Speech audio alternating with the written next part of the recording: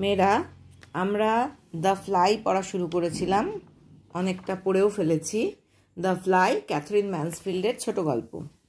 দেখো, 6 years ago, 6 years অর্থাৎ 6 বছর আগে দ্য বসের ছেলে যুদ্ধক্ষেত্রে সৈন্য হিসেবে যুদ্ধ করতে গিয়ে মারা গিয়েছিল, তার কথা বলা হচ্ছে এবং সেই যে শোক বসের মনের মধ্যে রয়েছে সেই প্রসঙ্গে বলছেন লেখিকা। হাউ কুইকলি টাইম পাস্ট, বস এটা নিজে মনে করছেন, কি দ্রুত সময় চলে গেল। ইট মাইট হ্যাভ হ্যাপেন্ড ইয়েস্টারডে, যেন এই ঘটনাটা ঘটেছিল, অর্থাৎ বসের ছেলের মৃত্যুটা ঘটেছিল জাস্ট কেবলমাত্র গতকাল। The boss took his hands from his face, boss তার হাত দুটো তার মুখ থেকে সরালেন। হি ওয়াজ পাজলড, তিনি হতভম্ব হয়ে গিয়েছিলেন বা হতবুদ্ধি হয়ে গিয়েছিলেন।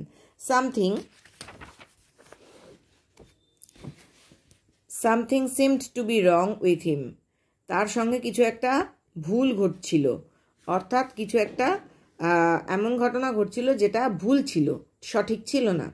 হি was not feeling as he wanted to feel, তিনি ঠিক যা অনুভব করতে চাইছিলেন তা তিনি অনুভব করতে পারছিলেন না।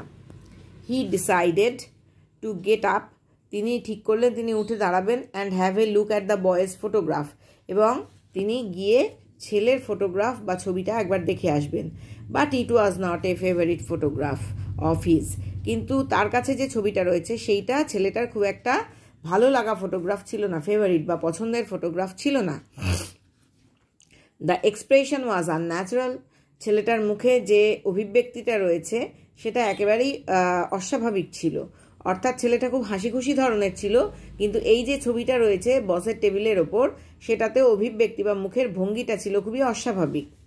ইট ওয়াজ কোল্ড, এটা ছিল খুবই একটা নিরুত্তাপ ধরনের ছবি। ইভেন স্টার্ন লুকিং, এমনকি গম্ভীর রাগী চেহারার ছবি। The boy had never looked like that, ছেলেটাকে মোটেই এরকম গম্ভীর রাগী ধরনের দেখতে ছিল না, বা এরকম কখনোই দেখতে ছিল না, ছেলেটা হাসি খুশি ধরনের ছেলে ছিল। At that moment, the boss noticed that a fly had fallen into his broad ink pot. এই সময় বস লক্ষ্য করলেন যে একটা মাছি এসে পড়েছে তার চওড়া কালির পাত্রে। এখানে দেখো একটা রেফারেন্স দেয়া রয়েছে 12 নম্বরে, দেখো রেফারেন্সটা কি বলছে। Ink pot, the fly in the boss's pot of ink is a sudden incongruous element.